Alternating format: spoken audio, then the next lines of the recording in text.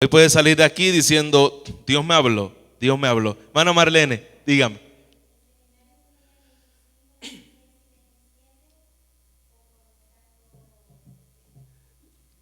El último viernes de agosto, ¿cuándo es?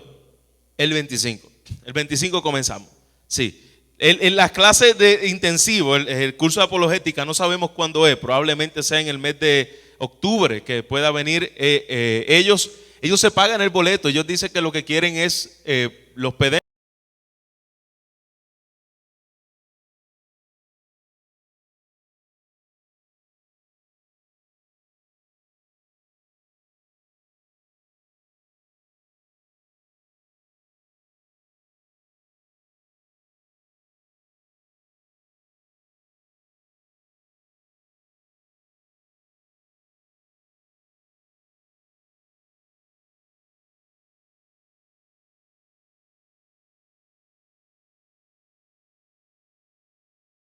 El año en Lucas, ¿verdad? En enero empezamos Lucas. Entonces llevamos enero, febrero, marzo, abril, mayo, junio. Wow, llevamos 7 meses. Es decir, vamos aproximadamente un mes por capítulo. Porque vamos por el capítulo 7. Así que vamos aproximadamente un mes por capítulo. Hoy vamos a leer desde el versículo 1 hasta el versículo 10. Lucas capítulo 7, versículo 1 hasta el versículo 10. Y le voy a pedir que en reverencia a la palabra, yo creo que uno de los tiempos más reverentes que deben ver en medio del servicio es precisamente, todo debe ser reverente, pero el lugar donde la palabra de Dios es abierta, no debe haber distracciones, no debe haber algo en el cual pueda hacer que nuestros pensamientos divaguen, sino que nos concentremos en su palabra. Lo tenemos, iglesia. Dice su palabra, leamos todos juntos. Después que hubo terminado todas sus palabras al pueblo que le oía, entró a Capernaum. Y el siervo de un centurión, a quien éste quería mucho, estaba enfermo, a punto de morir. Cuando el centurión oyó hablar de Jesús, le envió unos ancianos de los judíos rogándole que viniese y sanase a su siervo. Y ellos vinieron a Jesús y le rogaron con solicitud, diciéndole, es digno de que le concedas esto, porque ama nuestra nación y nos edificó una sinagoga. Y Jesús fue con ellos, pero cuando ya no estaba lejos de la casa, el centurión envió a él a unos amigos diciéndole, Señor, no te molestes, pues no soy digno de que entres bajo mi techo, por lo que ni aún me tuve por digno de venir a ti, pero di la palabra y mi siervo será sano. Porque también yo soy hombre puesto bajo autoridad y tengo soldados bajo mis órdenes. Y le digo a este, ve y va. Y al otro, ven y viene. Y a mi siervo, haz esto y lo hace. Al oír esto, Jesús se maravilló de él y volviéndose dijo a la gente que le seguía, os digo que ni aún en Israel he hallado tanta fe. Y al regresar a casa, los que habían sido enviados hallaron sano al siervo que había estado enfermo. Padre, qué glorioso Salvador. Tu poder manifestado en medio de una nación incrédula, en medio de muchos que te seguían para buscarte faltas, en medio, Señor, en el cual tu poder estaba siendo revelado a personas que ni aún creían en ti. Señor, pero qué fe acabamos de leer, tan asombrosa. Fe que viene de tu espíritu, Fe que viene de la obra que el Padre le place revelar a aquellos que han de creer, y en el cual, Señor, agrada a tu Hijo Jesús. Padre, que en medio de nosotros encontremos esa fe. La fe que es producto no de la carne ni de la sangre, sino del Padre que está en los cielos. Provoca salvación por tu Espíritu y tu palabra. Amén. Puede sentarse, iglesia. Primero que vamos a notar es que el versículo comienza diciendo, después que hubo terminado todas, mírala cómo comienza diciendo aquí, todas sus palabras al pueblo que le oía. Así que el ministerio principal de Jesús, ya lo hemos visto a través del Evangelio de Lucas, era precisamente la proclamación de la palabra de Dios. Eso era lo que se enfatizaba Jesús. Jesús sanaba, sí. Jesús hacía milagros, sí. Pero el objetivo principal era que a través de su palabra Él fuera conocido como el Mesías. Ese era el ministerio principal. Dice, habiendo terminado de hablar la palabra, ellos oían la palabra, porque ese era el ministerio específicamente de Jesús. Ahora bien, sí sanaba, sí mostraba su poder, sí hacía milagros, pero entendamos, iglesia, que el propósito de los milagros no era específicamente que exaltar al leproso, exaltar al centurión, exaltar a los personajes que están alrededor de esta historia. Ese no es el objetivo principal de los milagros de Jesús. El objetivo principal de los milagros de Jesús es que conocieran su deidad, que supieran que Él es Dios. Por eso Jesús hacía milagros. Se compadecía de la gente, claro que sí, pero detrás de esa compasión Él quería revelarle la necesidad mayor de una persona, que no es sanidad, que no es bienestar en este mundo. En este mundo vamos a tener aflicciones, que conocieran que Él era el Mesías, que Él era el Hijo de Dios, y por eso mostraba su poder como Dios en Jesucristo. Así que Jesús se dirige nuevamente y mira la palabra a dónde va. Dice, va a Capernaum. Y Lucas es muy detallado a los lugares que Jesús iba. Está terminando el Sermón del Monte, ¿usted se recuerda?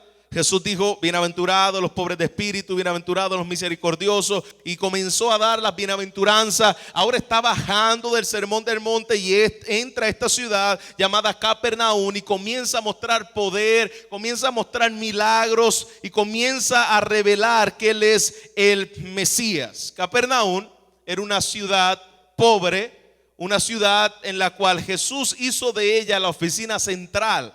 Era el lugar donde estuvo mucho tiempo en su ministerio. Era un pueblo pequeño.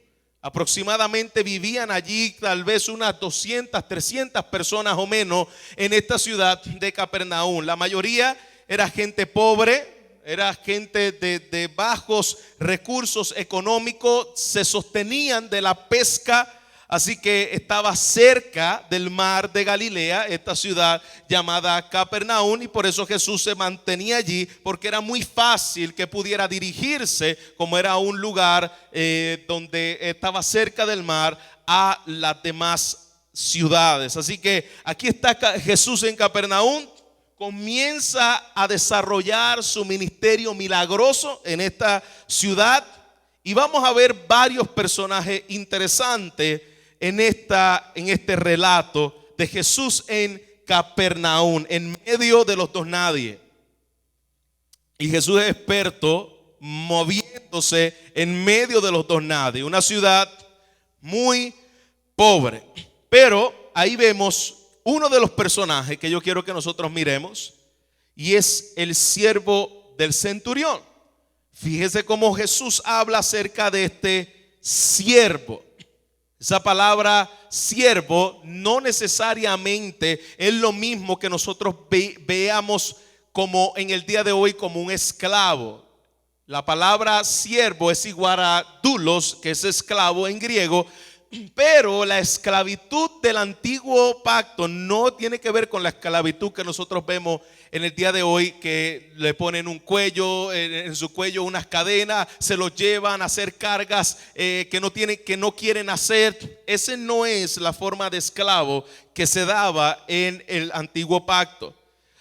Aunque aquí estamos hablando que él era un siervo no de un judío, él era un siervo de un centurión, pero era voluntario. Es decir, no era que él estaba ahí obligado, era un sirviente, pero un sirviente voluntario. Tú estás aquí, me sirve y yo te doy mi paga. Así que vemos a este siervo, le servía al centurión.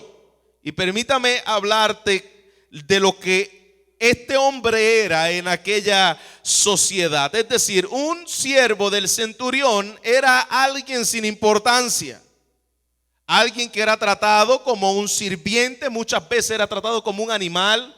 Mira, ven acá, hazte eso y ya. Así se trataba a los siervos. No tenían derechos legales, no podían presentar demandas, no podían solicitar ayuda al gobierno, su condición era crítica.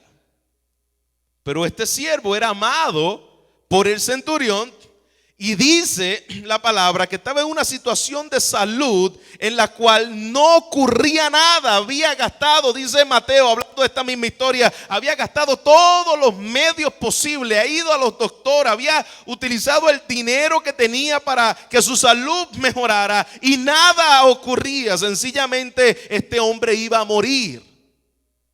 Este hombre estaba a punto de morir. Ese es el siervo del centurión. Ahora yo quiero que también veamos al segundo personaje aquí. Y el segundo personaje es el centurión. Este centurión habla acerca, la palabra cen, habla acerca de 100 turión. Es decir, él era encargado de 100 soldados. Eso es lo que significa la palabra centurión, encargado de 100 soldados romanos. Era el jefe de los siervos, comandante de 100 soldados. En otras palabras, este hombre era un líder militar, un guerrero, alguien de orgullo en medio de la nacionalidad romana. Él guiaba a los hombres a la batalla, él entrenaba a los hombres, él era el caudillo, el aquel acaudalado, distinguido, exitoso, hombre afamado. Pero hay una palabra que me llama la atención en este versículo. Dice que este centurión era amado por el pueblo. Si había alguien que los judíos odiaban y que los querían ver muertos, era precisamente a los soldados de Roma. Eran abusivos, eran personas déspotas, le llamaban perro. Ellos no querían saber nada del imperio romano. Sin embargo, aquí dice que el pueblo amaba a este hombre. ¿Por qué el pueblo de Israel, que odia a los soldados romanos, lo amaban? ¿Por qué lo amaban? Porque ahí mismo dice el versículo, si usted lo leyó conmigo, que él había construido una sinagoga en Capernaum.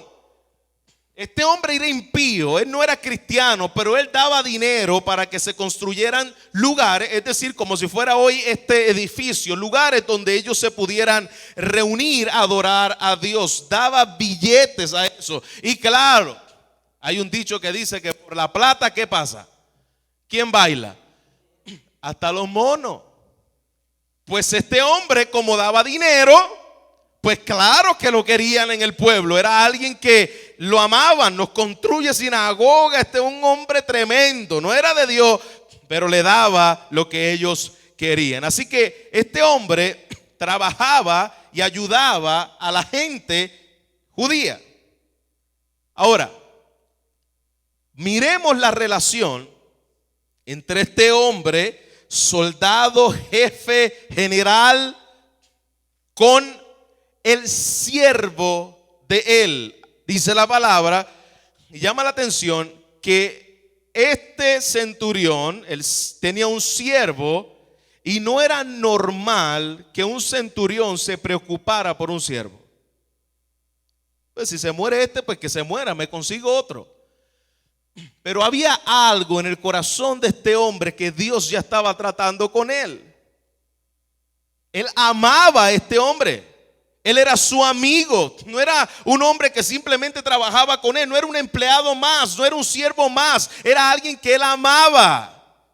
Y el centurión estaba preocupado por él. Este hombre se me va a morir. La salud de él, de su hermano, de su amigo. Ahora miremos la acción del centurión. Me llama mucho la atención la vida de este hombre, entendiendo lo que significaba este personaje en la historia judía y romana. Pues el centurión, ya hemos visto que había agotado todos los recursos, buscó los médicos habidos y por haber, buscó cómo este hombre podía sanarse y no se mejoraba. Versículo 3, mira lo que dice ahí. Cuando el centurión oyó hablar de Jesús, mira esa palabra.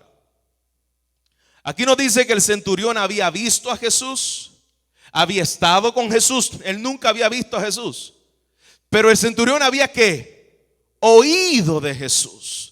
Es decir, él había escuchado que había un hombre llamado Jesús de la ciudad de Nazaret que mostraba poderes milagrosos, que sanaba enfermos, que perdonaba pecados. Y él, al escuchar esto, él oyó, y me llamó la atención esta palabra, oyó hablar de Jesús. ¿Qué le acuerda esto? La fe viene por el oír, y el oír viene por la palabra. Es decir, este hombre no lo había visto, no lo había tocado, no había tenido relación personal con él. Sin embargo, por el oír, la palabra hizo un efecto en este centurión, que él creyó que él era capaz de sanar al siervo que él amaba. Él estaba convencido que Jesús podía sanar a su siervo, sabiendo quién eran los romanos. Por eso él estaba convencido, sabiendo quiénes eran los romanos. Y mira lo interesante, porque el romano, sabiendo lo que eran los romanos, él le dijo: yo voy a enviar a un judío primero. Yo sé que él puede sanar. Ya había la fe ya estaba ahí. Yo sé que él lo puede sanar, pero si yo voy, cuando me vean a mí, romano, los judíos van a decir: ¿quién es el cochino este que acaba de venir? Porque así lo veían, repudiado. Ellos no podían ver a un romano. Era como la situación que nosotros vemos hoy en Venezuela, donde la ciudadanía repudia a este gobierno por las circunstancias que estaban sucediendo. Pues cuando un judío veía a estos hombres venir, ellos le daban náusea. Y por eso él dijo: pero yo primero, mejor envío a un judío que vaya a hablar con él. Así que trataron de manipular a Jesús estos judíos. Él no le dijo que lo manipulara, pero estos judíos trataron de manipular a Jesús. Y mira lo que este hombre, los judíos le dicen: mira, este hombre que nos acaba de enviar para que tú sanes al siervo de él no es cualquier hombre, Jesús. Este no es Juan Pancho cara de queso. Este no es el de la esquina del barrio. ¿Tú sabes quién es Jesús? Pues mira, para que te entere, este hombre ha dado dinero para levantar sinagoga. ¿Tú ves aquella sinagoga que está ahí? El centurión pagó y la tenemos por él. Yo me imagino a Jesús: qué bueno, qué bueno. Pues mira, ahora, ¿tú piensas que este hombre no mereces que tú vayas a su casa? Me pregunto, ¿hubiera Jesús ido como quiera, aunque él no haya construido sinagoga, no había hecho nada? Claro que sí.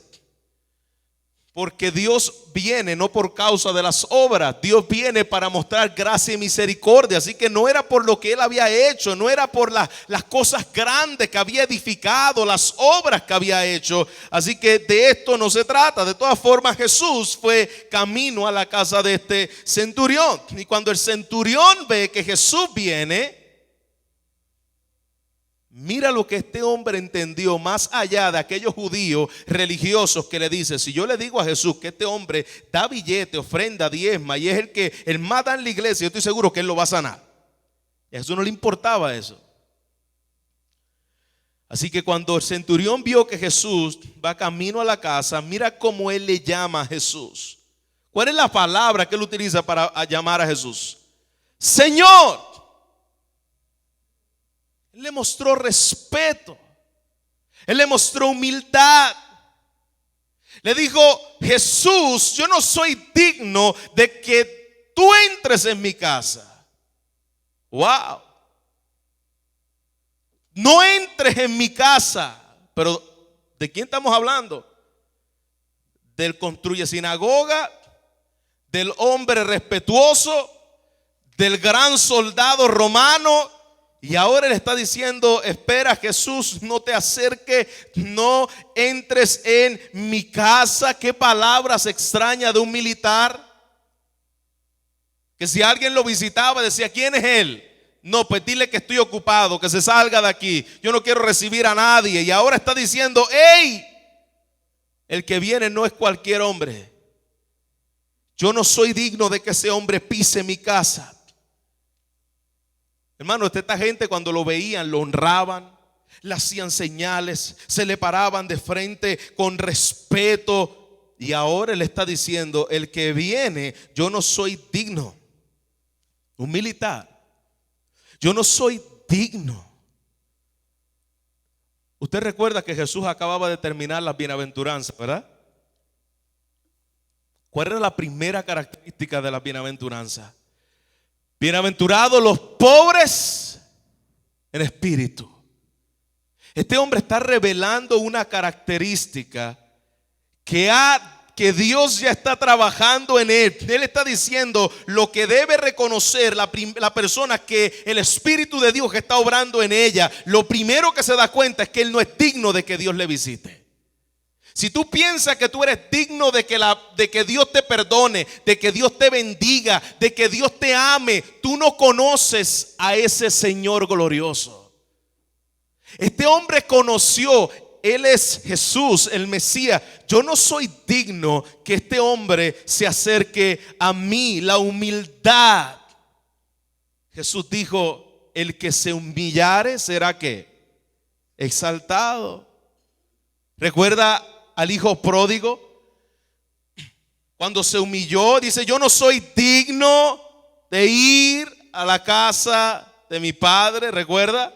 Recuerda también aquel publicano cuando dijo: Señor, yo no soy digno de levantar tan siquiera mi mirada delante de ti. Pues este hombre llegó a esa posición. Pobre de espíritu, él sabía que él no era digno. En la mente carnal, en la mente natural, ¿cómo este hombre está diciendo que ese carpintero que viene ahí, hijo de José, no es digno que entre en la casa de la jerarquía más grande en Capernaum, en medio de aquella ciudad? Porque él no estaba viendo al carpintero llamado Jesús de Nazaret. Él reconocía que el que estaba caminando era Dios encarnado en la tierra. Y eso no se lo reveló ni carne ni sangre. Así que este hombre, al ver eso, él se humilla como un niño, como dice la palabra del Señor. El que se humille como un niño es el mayor en el reino de los cielos. Aquí hay varias características de este hombre que me hace ver que este centurión, Dios estaba tratando por su espíritu para salvación. Número 1, acabamos de ver: no soy digno, pobre de espíritu. Número 2, dice que él quería hacer misericordia. Dice: había un siervo que él amaba mucho. Bienaventurados los misericordiosos. Y número 3, di la palabra y será hecho. Fue lo que dijo este hombre: bienaventurados los que tienen hambre y sed de justicia. Así que vemos unas características de la obra de salvación en medio de este centurión. Y mira lo que dice aquí precisamente: pero yo no soy digno que tú entres en mi casa, pero di la palabra y mi siervo se sanará. No necesitas que lo toques, no necesitas que entre, no necesitas que lo vea. mi hermano, esto no son palabras cualquiera. El único que puede decir la palabra y crear en el momento, ¿quién es? Es Dios. Él estaba viendo, este hombre es Dios. Solamente lo que tiene que hacer es decir la palabra. Salmo 148, versículo 5 dice: alaben el nombre de Jehová, porque Él mandó y fueron creados los cielos. Dice la palabra en Génesis capítulo 1, versículo 3: y dijo Dios, sea la luz, y fue la luz. De forma que este hombre estaba diciendo: si Él es Dios, como yo creo que Él es Dios, tú no tienes que entrar en mi casa, di la palabra y será hecho, porque tú eres Dios.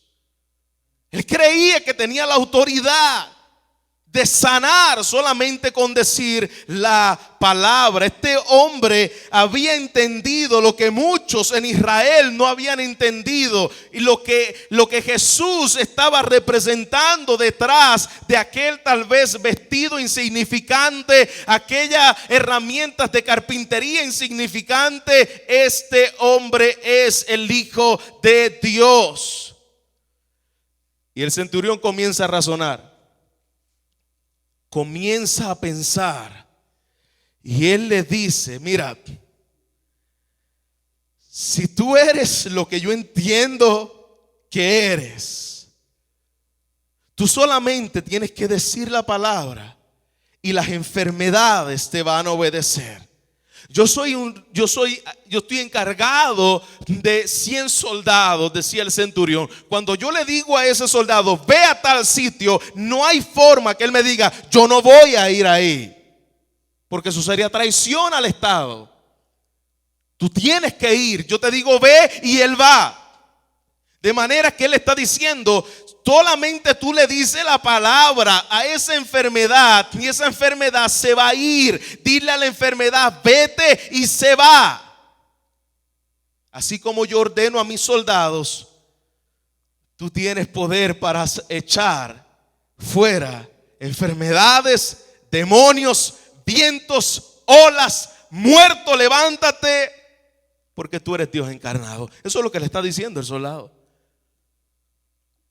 Una revelación impresionante. Y mira lo que dice Jesús aquí. Jesús quedó asombrado por la fe del centurión. Cuando él le dijo: di la palabra y mi siervo sanará, Jesús fue impresionado. Yo me detuve a ver esto, porque me llamó la atención. ¿De qué se puede impresionar Jesús de un hombre? ¿Qué puede impresionar en ti algo que a Dios lo impresione? Que Él diga: wow. ¿Puede haber algo en ti que a Dios lo impresione? Pero aquí dice que Jesús se maravilló de la fe de este hombre. ¿Por qué? Porque aquí hay una evidencia de la obra de Dios. Volvamos al versículo 9. Dice: y al oír esto, Jesús se maravilló de él. Volviéndose, les dijo a la gente que le seguía: os digo que ni aún en Israel he hallado tanta ¿qué? Tanta fe. ¿Qué fue lo que se maravilló Jesús del hombre? ¿De la qué? De la fe asombrosa que estaba en él. Había una fe asombrosa. Aquí no dice: ni en Israel he hallado un hombre como este. Ahí no dice eso. Ahí dice: en Israel no he hallado tanta ¿qué? Tanta fe. Porque el centro no era el hombre, era la fe que había en ese hombre. Lo que dice Primera de Juan, dice que es el testimonio de Dios en él. La fe es el testimonio de Dios en ti. Así que Jesús se maravilla del testimonio de Dios en él, no del hombre. Él está diciendo: esta fe es la fe de mi Padre que está en los cielos. Usted recuerda a Pedro. Pedro, ¿quién dicen los hombres que es el Hijo del Hombre? Y Pedro le dice: bueno, dicen que tú eres esto, que tú eres este, que tú eres este. Y Jesús le dice: Pedro, ¿y qué tú dices? ¿Quién es el Hijo del Hombre? Y él le dijo, tú eres el Cristo, el Hijo del Dios viviente. Y Jesús se sorprendió. Pero ¿sabes lo que le dijo a Pedro? Pedro, eso que tú acabas de decir no te lo reveló ni carne ni sangre, sino ¿quién? Mi Padre que está en los cielos. Iglesia, Dios no se maravilla de nada del hombre. Dice la palabra que la carne para nada aprovecha. ¿De qué se va a maravillar Dios de nosotros? Pero fue lo que estaba ocurriendo en este hombre. No era la carne ni la sangre del centurión que le estaba revelando esto. Era el Padre que está en los cielos, el testimonio del Hijo de Dios obrando en él. Ya lo cree. Había una evidencia requerida del Padre que se llama la fe. Y esa obediencia requerida del Padre que se llama la fe, dice la palabra que es un don de Dios. Por lo tanto, cuando Jesús vio la fe en este centurión, dijo, bingo, ahí está el Padre trabajando. Wow, ahí está el Padre trabajando. La fe, el testimonio de Dios acerca del Hijo estaba en el centurión. Esa era la fe en la cual Jesús estaba asombrado. El poder del Espíritu Santo estaba obrando en aquel centurión. Nadie puede venir al Padre si no es por mí. Nadie puede venir a mí si no le fuere dado del Padre. Cuando Jesús vio al centurión, escuchó al centurión, dijo, aquí hay uno que el Padre lo está llamando. Aquí hay uno que la fe del Padre, el testimonio del Hijo puesto en él es revelado. Y Jesús alaba la maravillosa obra de Dios en este hombre, no al centurión.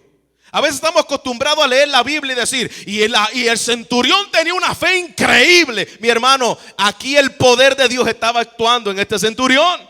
No es el hombre el centro. Por eso le puse como título de sermón a este mensaje, una fe asombrosa, no la fe del centurión, porque la fe del centurión se la dio Dios.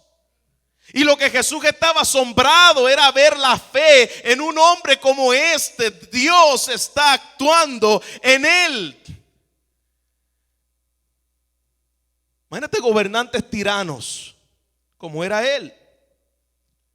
Que ustedes puedan verlo a los pies de Cristo humillado. No hay otra cosa que decir que wow, la fe de Dios, el obrar de Dios, obrando en él. Y cuando él regresó a la casa, él pudo ver. Los siervos que estaban allí pudieron ver y hallaron a aquel hombre sano. Al siervo que había estado enfermo lo hallaron sano. El poder del Cristo viviente revelado, la fe en ese centurión había hecho la obra. Poderosa historia, ¿no?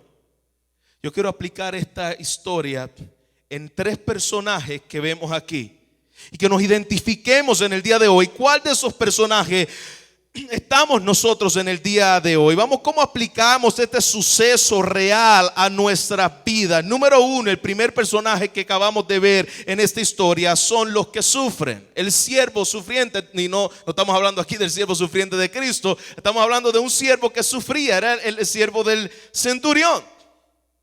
Y podemos describir a los que sufren, el grupo de los que sufren, en el cual tienen un grito y un clamor que es: necesito. Estoy en una gran necesidad. He probado todo, he buscado todos los remedios, los recursos habidos y por haber, y se me acabaron, como dicen en Puerto Rico, las balas. Ya tiré todo lo que tenía, nada me sale. Y a veces así sucede. Venimos a Jesús después de buscar todos los recursos habidos y por haber, y Jesús es el último recurso, y voy donde Jesús a ver si me funciona esto. Está bien, eso no es malo, qué bueno. Yo creo que todos de alguna u otra manera hemos llegado al Señor de esa forma. No me malinterprete. Pero lamentablemente no tenemos que llegar a ese punto para correr a los pies de Jesús. Así que este hombre necesitaba ayuda, necesitaba auxilio. Y necesitaba desesperadamente la ayuda de Dios y que Dios le sanara. Y lamentablemente, como hemos dicho, así es que venimos la mayoría de nosotros a los pies de Cristo. Hay otro personaje aquí. Está el enfermo, es decir, los que sufren. Y está otro personaje que son los religiosos. Los judíos, que el centurión le dice: ve donde Jesús y dile que si puede venir donde mi siervo. Pero estos religiosos le podemos poner en el día de hoy los medebes. Ellos van donde Jesús pensando que Jesús le debe un favor a él. Y de esos medebes está llena la iglesia. La iglesia está llena de medebes. Estos son los que se acercan a Jesús y en vez de ir en una actitud de humildad, de reverencia, ellos vienen a decir: mira, tú tienes que hacer esto. Y no fue lo que hicieron ellos. Mira, Jesús, hay un siervo que está en mi casa y este siervo es digno de que tú vayas a donde él y tú lo sanes, porque el centurión, al que él ama mucho, el siervo del centurión que él ama mucho, este hombre ha dado dinero a la iglesia, tú le debes sanar. ¿Cuántos me debes hay en la iglesia en el día de hoy? ¿O cuántas veces nosotros hemos venido con esa actitud de me debes delante de Dios? Estos me debes son los que llegan delante de Dios y le dicen: yo te ordeno, dictamino, decreto que ahora tú me sanas. Los me debes. Porque yo soy tu hijo, un hijo de un rey. Y comenzamos a decir cuántas cosas hay. Porque tú sabes lo que yo te he servido, tú sabes las lágrimas que yo he derramado, tú sabes las cosas que yo hice por ti. Y pensamos que así vamos a mover la mano de Dios. Estos religiosos medebes pensaban que así era que Jesús iba a decir: ay, pobrecito, es cierto, yo te debo esto, yo te voy a sanar porque tú sí que me has dado. Y yo no sé qué sería el reino de Dios sin ti. Tú me debes sanar. Tú me debes suplir. Son los que tutean con Dios. Porque tú tienes, y tú aquí, y tú allá. Los que piensan que Dios es ensuchero, su amigo de pueblo. Que piensan que Dios es cualquier hijo de vecino y yo le hablo a él como yo quiera. Y yo le digo las cosas a él, lo voy a manipular para que él haga lo que yo quiero. Hermano, no trates de manipular a Dios. No manipules a Dios con tus obras, no manipules a Dios con tus lágrimas. Ninguna de esas cosas mueven la mano de Dios. Tus lágrimas no mueven la mano de Dios. Tus obras no mueven la mano de Dios. Cristo la movió por ti. Ve a Él por lo que Él es. Él es rey, Él gobierna, Él es Señor. Él no es sirviente tuyo. Escúchame bien, Dios no es tu sirviente. A Dios tú no le das órdenes para que Él haga lo que tú quieres hacer. Dios es Dios y nosotros somos sus sirvientes. Y los que tienen que obedecer lo que las órdenes del rey dice somos nosotros, no Él a nosotros. Pero a veces le hablamos a Dios como si nosotros fuéramos los... Él es mi siervo y yo soy el amo. Y le decimos a Dios lo que Él tiene que hacer. Frotamos la lámpara y decimos: ahora te necesito. ¡Bum! Salió el genio de la lámpara de Aladino. Y cuando sale el genio de la lámpara de Aladino, digo: dime 3 deseos. Ok, yo decreto, dictamino y ahora tú me obedeces. Ese no es Dios, mi hermano. Delante de Dios se viene de rodillas. Delante de Dios se viene humillado. No es aquel que dice: sí, sí, amo, ahora mismo hago lo que tú quieras. Ojo, amado hermano, ojo. Yo no me acerco a Dios a exigir lo que me pertenece, como también cantan por ahí. Yo reclamo a Dios lo que a mí me pertenece. Lo único que a ti te pertenece se llamaba el infierno. Nada más. Todo lo que Dios te está dando es gracia sobre gracia, misericordia, bondad, amor. Tú no te mereces eso. Así que cuidado de pensar que tú le estás pidiendo a Dios las cosas que a ti te pertenecen. Pastores, que a mí me pertenecen por herencia en el Hijo de Dios, claro está, por herencia al Hijo de Dios. Pero mira cómo el Hijo de Dios vivió y clamó aquí en la tierra. En este día, hoy en la mañana, podíamos ver que Jesús, dice su palabra, que fue oído por el Padre por causa de su temor reverente en el cual Él se acercaba a Dios. Ni siquiera su hijo se acercó al Padre a decirle: yo decreto, yo te ordeno ahora. Imagina a Jesús en Getsemaní haciendo ese tipo de espectáculo. Jesús fue escuchado por ser hijo y Él no reclamó derecho siendo hijo. Es que yo reclamo ahora lo que me pertenece como hijo. Imagínate a Jesús orando así.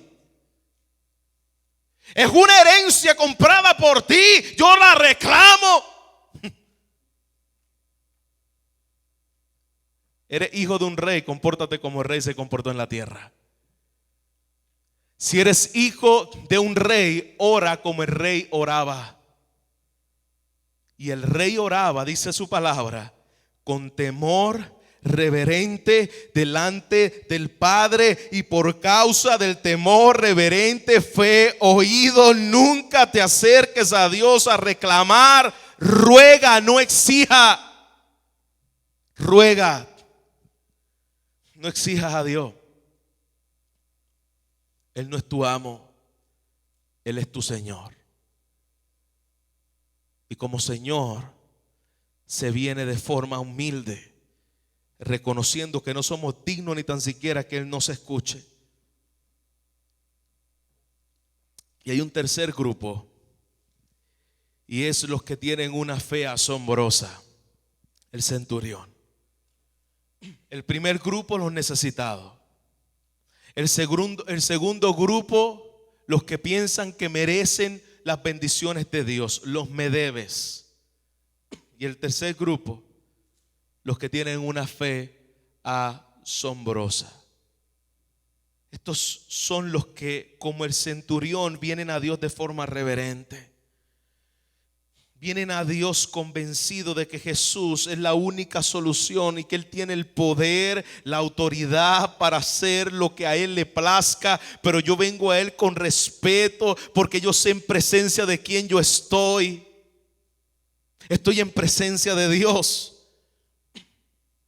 Y yo voy a ir reconociendo quién es Él, reconociendo sus atributos, reconociendo que no soy digno, pero reconociendo que Él tiene el poder para hacer más abundantemente de lo que pedimos o entendemos. Y a Él yo voy reconociendo en humildad quién es Él. ¿Cuál de estos tres somos nosotros en el día de hoy? ¿Cuál de estos tres personajes somos aquel que está en necesidad, esperando un milagro de parte de Dios, que ha perdido todos los recursos, que no haya más que hacer, pero también eres de los religiosos que estás aquí pensando que Dios te debe y que Dios debe hacer por ti porque tú has hecho por Él? ¿O eres de los que vienen a Él con una fe asombrosa que viene de Dios? Una fe que viene de parte de Dios, reconociendo quién es Él, delante de quién estoy y quién soy yo. Él es santo, yo soy pecador. Él es Dios, yo soy un humano. Él es el Señor, yo soy su siervo. Esa es la obra que el Espíritu hace en aquellos que hacen nacer de nuevo. La obra de reconocer la grandeza y el poder de a quién estamos orando, a quién le estamos pidiendo. Y yo quiero culminar que pensemos en esta noche, en medio de las circunstancias que tú puedas estar pasando. Como te digo, tal vez estás en el primer grupo. Dice: yo necesito un milagro de Dios, una intervención del Espíritu Santo de Dios, que Dios traiga salud a mi vida. Y estás clamando, tal vez estás pasando por una enfermedad, el ser que amas, algún familiar que tienes enfermo. en una enfermedad grave, terminal, que estás en medio de una crisis, algo que está fuera de nuestro control, pues yo quiero decirte a ti buenas noticias. El mismo Jesús que habló la palabra y trajo salud en medio de aquel lugar por la fe que viene de Dios, está vivo en el día de hoy y sigue haciendo lo mismo conforme a su soberanía. Él sigue siendo Señor. Ven a Él en humildad, pidiendo esa petición que está en tu corazón. A veces tenemos miedo de pedirle a Dios.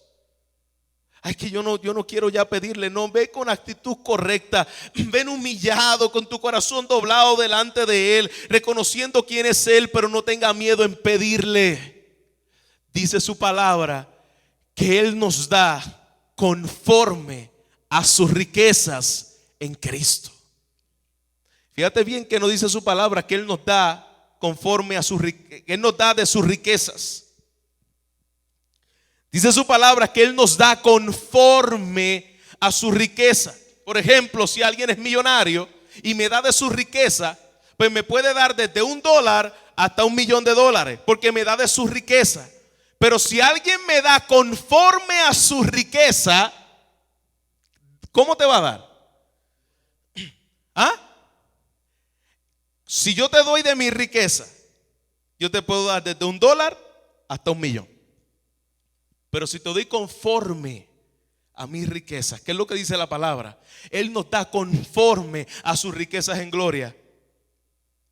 Es decir, que no va a bajar. Si Él es millonario, te va a dar conforme a sus millones. Y aquí no estamos hablando de que Dios te va a dar un yate, Dios te va a dar una casa, Dios te va a dar cosas, porque esas no eran las cosas que mayormente pedían en el pueblo de Dios. Pero hermano, no tenga temor en pedirle a Dios cosas grandes, porque Él es poderoso para hacerlo. No servimos a un Dios pequeño, no servimos a un mini Dios, servimos a un Dios que es el dueño del universo. No temas pedirle a Dios cosas grandes. Salvación, Él tiene el poder de hacerlo. Salud, Él tiene el poder de hacerlo. Conformidad a la imagen de Cristo, que era lo más que pedían los apóstoles, que seamos conformados a la imagen de Jesús. Él tiene el poder de hacerlo. Pide delante de Él en humildad. Él tiene el poder de hacerlo. Nuestro Dios es poderoso. Y Jesús está obrando en personas comunes y corrientes, como obró en medio de ese centurión. Un hombre común y corriente, no era espiritual, no era alguien especial. Y la fe de Dios vino a obrar en él. Muchas veces a través del quebranto es que Dios nos va a llevar a Él. Y usó el quebranto en el enfermo siervo del centurión y el quebranto del centurión, porque veía a este hombre que amaba enfermo. Dios lo quebrantó, pero a través del quebranto conoció a Jesús.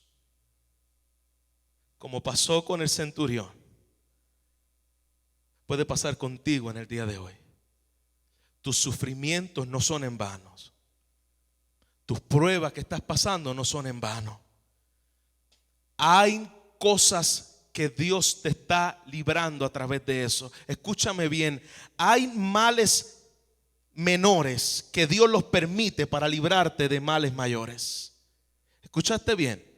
Hay males menores que tú estás atravesando en el día de hoy, que Dios lo está permitiendo precisamente para librarte de un mal mayor que tú no sabes ahora, tú no lo sabes, con el fin de un bien mayor, un bienestar mayor en Él. Así que confía en que Dios está haciendo conforme a su propósito perfecto. Amén. Él está en control de nuestras vidas. Confía en que a través de esta circunstancia Dios te está llevando a conocerle. Tú y yo éramos ese centurión. Aquellos que están aquí con Cristo, tú y yo éramos ese centurión, lejos del pacto, lejos de las promesas, como estaba este hombre gentil. Pero un día, un bendito día, Dios habló a nuestro corazón reveló el testimonio de Cristo en nosotros, nos dio la fe como un don y nos hizo nacer a novedad de vida. Glorioso y bendito día que hizo con el centurión y que lo hizo con nosotros.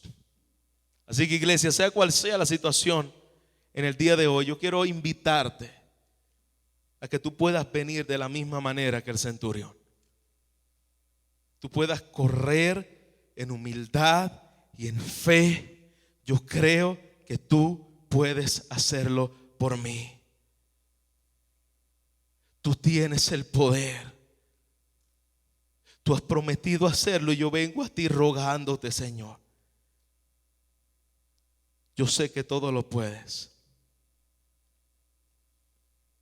y que nada es imposible para ti. Pero